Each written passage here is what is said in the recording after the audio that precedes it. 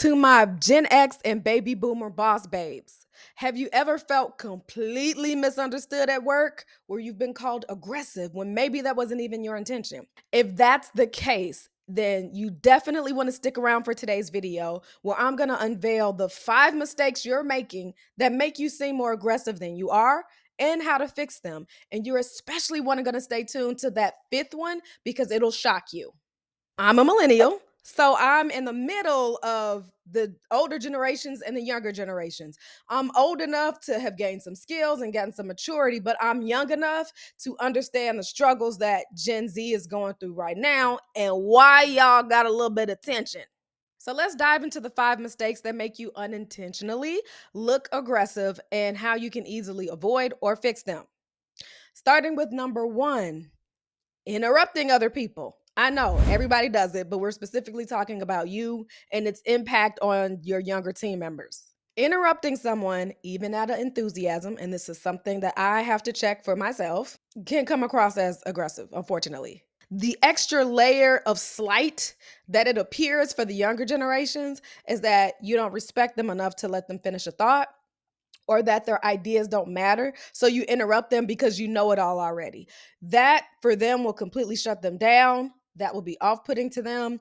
And it unfortunately creates this space to where they don't feel safe to speak, to be honest, and share their ideas. I remember in my first job out of college, I was contributing to meetings and I probably didn't know what I was talking about. But the leadership there was a very small team. They allowed me to voice my opinions. And then I got better at it and better at it. But they never shut me down for it. And that helped to empower me, even if it needed a little bit of tweaking. The best thing you can do as a leader to these younger generations is to practice active listening. So, nodding, seeming engaging, repeating back to them, okay, this is what I'm hearing.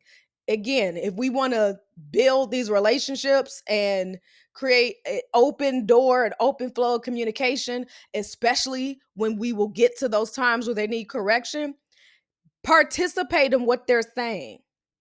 It'll be modeling both impact and respect, which will help them to do the same thing. Mistake number 2 is intense body language. Before you roll your eyes at me, we know that most communication is nonverbal. That's just across the board. So, again, if you want to build bridges with your younger generation, you will hear me out. Intense body language is sitting back, looking off, crossing your arms. You'd be surprised how many people unknowingly point at people while they're talking to them. And I think with older generations, it's easier to do that with younger folks because you kind of see them as your kids. But pointing at someone is an aggressive behavior. I feel aggressive. My finger feels aggressive in the energy it takes just to be pointing at you in this video.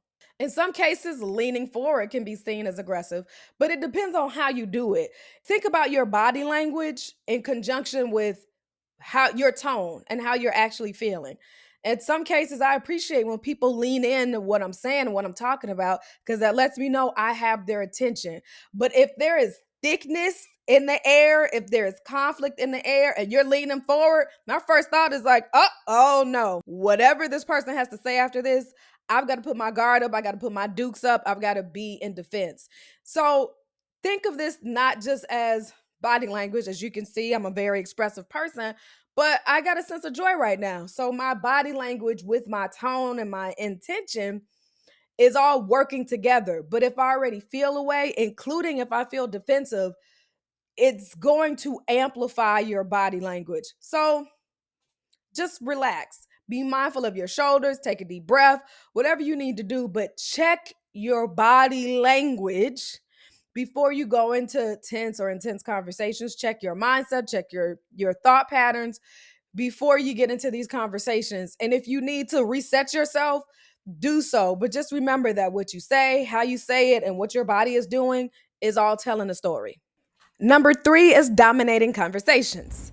If you have taken disc, then for my direct people or my high D people, this is something that sometimes you guys can't help. But with a little coaching and intervention, then this will be easy for you. But Older generations, when you dominate conversations, yeah, that seems aggressive. I remember this happened to me last year, and it was super deflating, and it made me angry, and it made the person who did that unapproachable. I get it. You may be the authority figure in the room, the leader in the room, everything is on your shoulders.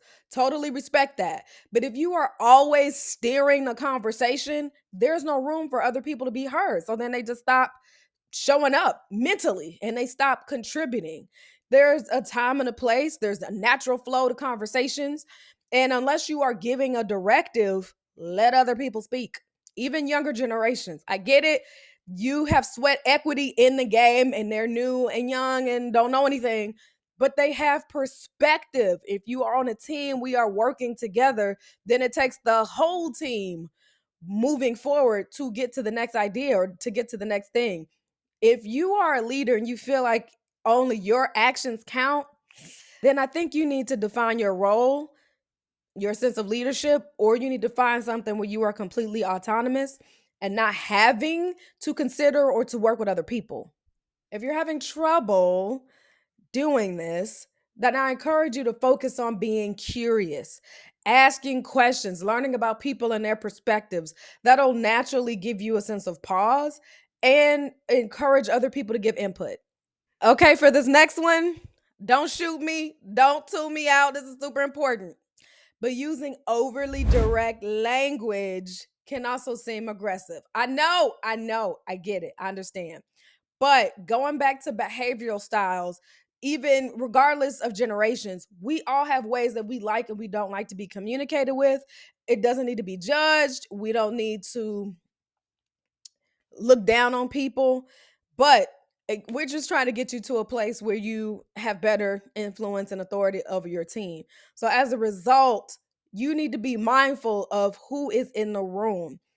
For some people, being super direct can sound accusatory, especially if you don't have that relationship built up, that relationship equity. Then you don't know if this person mad. I'm not really sure what to do with how they're approaching me right now. So although being direct is efficient, being too blunt can be seen as harsh. Here's the other caveat to that. My Gen Xers and my baby boomers, please stop the script of when I was younger. But you're not though, and we are not back in those times. The environment is different. Lots of things are different. Everybody's nervous systems are on 3,000 instead of being at some sense of homeostasis. So as a result, it is your job to meet people where they are. And no, that's not taking anything from you. That is really making you a communication powerhouse where you're able to communicate with anyone and still get your point across. When we start looking at younger generations as puzzle pieces, as parts to the larger whole, we look at them as partners and contributors. So if you tend to be, or you've gotten feedback that you're a super direct person, you can still be direct, but cloak it in a question.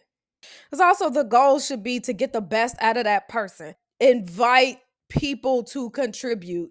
Yeah, I know if someone is telling me, if someone is giving me orders and not directions or instructions or guidelines, yeah, that changes how I receive things because you grown, I'm grown.